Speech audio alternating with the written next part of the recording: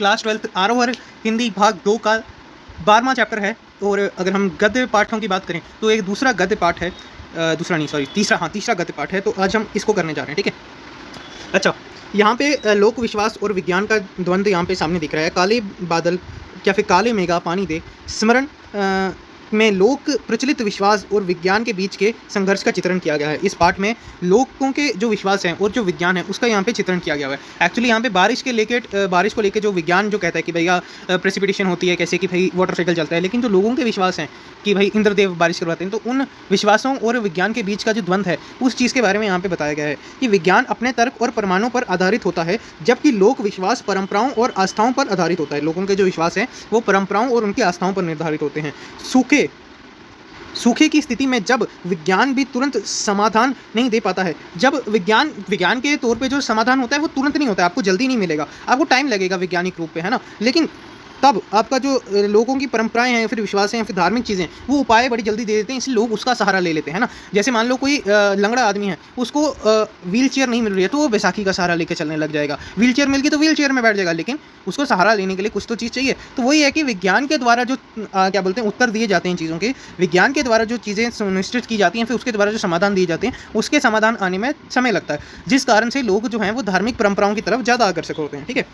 इंद्रसेना या मेंढक मंडली, अब इसमें यहाँ पे ना गांव के बच्चों की बात की गई है कि गांव के बच्चे एक मंडली बनाते हैं जिसमें 10 से लेकर 12 लड़के होते हैं, जिनकी आयु 16 वर्ष से लेकर 18 वर्ष तक की होती है, और ये सिर्फ लड़के इसमें शामिल होते हैं। वह केवल लंगोट या जंगियाँ पहनकर गाँव की गलियों में घूमते थे। मतलब क्या है कि जैसे कैपरी पहन ली या फिर लंगोट टाइप पहन के वो गाँव की गलियों में घूमते थे। कुछ लोग उन्हें मेंढक मंडली कहते थे। अब उनको मेंढक मंडली इसलिए कहते थे क्योंकि जब भी बारिश होती थी या फिर कुछ होता है वो ना उछल कूद करते रहते थे। जिस तरह से मेंढक एक जगह पर रुक नहीं सकता है, वो उछलता रहता है, वैसी तरह ये बच्चे भी उछल करते थे, इसलिए इनको क्या बोलते हैं मेंढक मंडली बोला करते थे। और शोर मचाते थे, जैसे मेंढक टर टर टर करके शोर मचाता है, वैसे ये भी उछल कूद करते हुए शोर मचाया करते थे। जबकि अन्य लोग इन्हें इंद्रसेना कहते थे क्योंकि उनके ऊपर पानी डालने से भी वर्षा होने की लोक मान्यता थी। मतलब क्योंकि ये माना जाता था कि अगर इंद्रसेना जो थी, इंद्र की जो सेना, अगर हम उनके ऊपर पानी डाल दें तो वर्षा हो जाए। तो ये यहाँ पे एक पुरानी रूढ़िवादी सोच को यहाँ पे बताया गया है।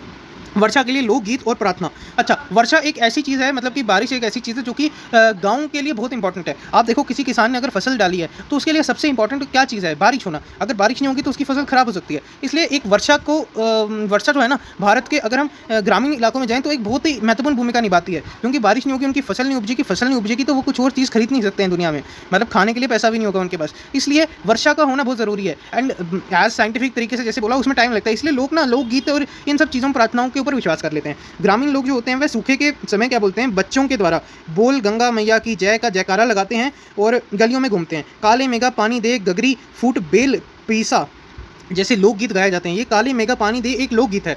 अब इसी के ऊपर ये पाठ का नाम रख दिया गया है कि ऐसे लोकगीत गाए जाते हैं जिससे पानी जो है, मतलब काले मेघा पानी दे तुम बरसो, काले मेघा मतलब बादलों को यहाँ पे क्या बोलते हैं, अलंकार दिया जा रहा है कि भैया तुम काले हो, मेघ हो, तुम बरसो, घुंघराले बाल वाले हो, है ना। हमने बहुत सारे समास और ये सब चीज़ें पढ़ी है ना। अच्छा, जब वह किसी घर के सामने रुकते हैं तो लोग बाल्टी भर पानी उनके ऊपर डाल देते हैं। ये वर्षा की कामना करने के लिए लोगों का एक विश्वास है। अच्छा, अब हम इंद्रसेना की बात करते हैं। इंद्रसेना मतलब जो बच्चों की मंडली थी, जिसको मेंढक मंडली बोलते हैं, वो क्या है, वो ये लोकगीत गाते गाते लोगों के घरों के पास गलियों में घूमते रहते थे गाँव की। कौन कौन से लोकगीत? काले मेघा पानी दे, फिर बदलो, ऐसे करके जो गीत है वो गाया करते थे। कौन? बच्चे। अब मान्यता ये थी कि अगर जो लोग ये लोकगीत गाते हैं और हम उनके ऊपर पानी फेंक दें तो वर्षा हो जाती है। इसलिए ये बच्चे लोकगीत गाते हुए परिवारों के आसपास गलियों में घूमते रहते थे और इनके ऊपर पानी डालते थे, ये कामना करके कि वर्षा हो जाए। अच्छा, सूखे की भयानक स्थिति। जब जेठ और आषाढ़ का आधा महीना बीत जाता था तो भी वर्षा नहीं होती, तब सूखे जैसी हालत पैदा हो जाती है। जैसे जेठ का महीना किसका? जून का महीना, और आषाढ़ का महीना किसका? जुलाई का। जून जुलाई का जो महीना होता है, इस टाइम पे बारिशें नहीं होती हैं और सूखे का स्थिति हो जाती है। गर्मी बहुत अपनी चरम सीमा पे होती है, धरती फटने लगती है। वही यहाँ पे धरती फटने लगती है। अभी आप देखो यूरोप में 40 डिग्री है, हर जगह इतना ज़्यादा टेम्परेचर, धरती फटने को आई हुई है। इंसान और पशु पानी के लिए परेशान हो जाता है। ऐसे समय में लोग पूजा पाठ, हवन यज्ञ करके भगवान इंद्र से वर्षा की प्रार्थना करते हैं। अच्छा, इंद्र को क्या है कि अगर हम हिंदू माइथोलॉजी के हिसाब से देखें, इंद्र को द गॉड ऑफ रेन बोलते हैं, ठीक है। ग्रीक माइथोलॉजी में भी ऐसे एक गॉड का नाम था, गॉड ऑफ रेन। तो इंद्र के बारे में एक बात की गई है कि भैया इंद्र जो है वो देवताओं के राजा तो हैं ही हैं, लेकिन वर्षा भी वही करवाते हैं। इसलिए जब बारिशें नहीं होती हैं तो इस टाइम पे इंद्र की पूजा करते हैं। इसमें एक और मान्यता है कि आपने गोकुल की कहानी सुनी होगी कि वो ना इंद्र की पूजा करते थे, तो श्री कृष्ण ने बोला यार तुम गोवर्धन पर्वत की पूजा करो, ये तुमको बचाता है, इंद्र नहीं बचाता। तो उस टाइम पे इंद्र ने बहुत बारिश करा दी थी, क्योंकि इंद्र इसी चीज़ के देवता है ना। जब इतना सूखा हो जाता है जेठ और आषाढ़ के महीने में, तो लोग हवन आदि करते हैं ताकि बारिश हो, ठीक है। लेखक की वैज्ञानिक सोच। लेखक ये समझ नहीं आता है कि जब पानी इतना कमी है, पानी की इतनी कमी है, तो लोग इंद्रसेना पर पानी डालकर क्यों बर्बाद करते हैं। सीधी बात है, अगर पानी की इतनी कमी है और तुम्हारे अंदर ये अंधविश्वास है कि पानी डालने से ही बारिश होगी, तो यार पानी की इतनी कमी होती है तो फिर भी तुम उनके ऊपर पानी डालते हो। मतलब इंद्रसेना यहाँ पे बच्चों को रेफर किया गया है, तो मतलब कि तुम यहाँ पे पानी की बर्बादी कर रहे हो। उन्हें ये सब अंधविश्वास और पाखंड लगता था। लेखक का मानना था कि इस प्रकार के अंधविश्वास से समाज पीछे हो जाता है। ठीक है, हाँ, ऑब्वियसली बात है, ऐसे अगर हम अंधविश्वास रखेंगे तो आपका समाज पीछे होता जाएगा।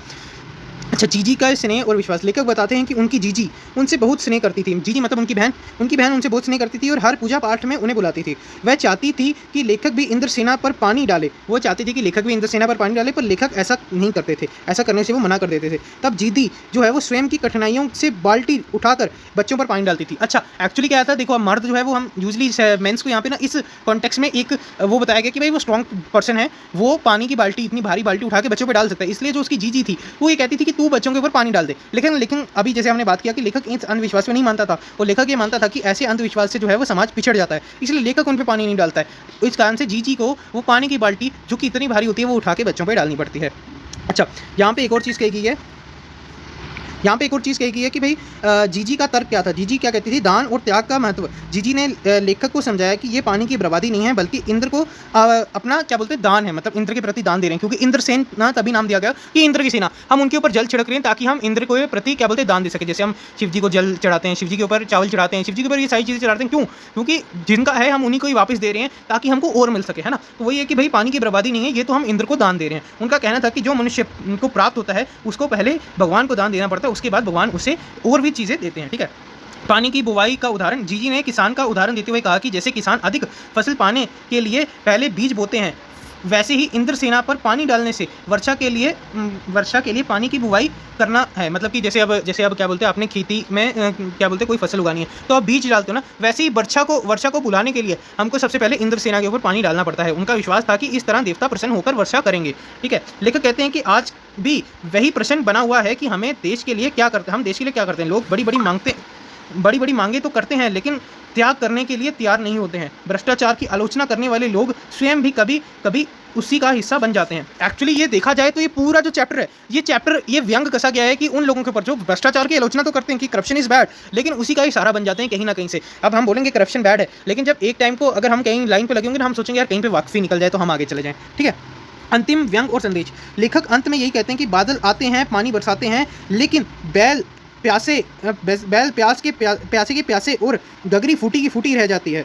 ये पंक्ति समाज और व्यवस्था के ऊपर व्यंग है। यहाँ योजनाओं तो बनती हैं, पर उनका लाभ जरूरतमंदों लोगों तक नहीं पहुँचता है। मतलब कि ये कहते हैं, देखो, बारिश इसलिए होनी चाहिए थी क्योंकि आपके जो बैल हैं, जो कि खेती में काम करते हैं, उनको पानी मिल सके, लोगों को पानी मिल सके, गरीबों को पानी मिल सके। लेकिन अंत में जब बारिश हो जाती है, बादल आ जाते हैं, तो पानी लोगों को नहीं मिल पाता है। क्यों? क्योंकि वो पानी अमीर लोग वेस्ट कर देते हैं, अपने बैलों को पानी नहीं पिलाते हैं, खुद उसका यूज़ करते हैं खेती में।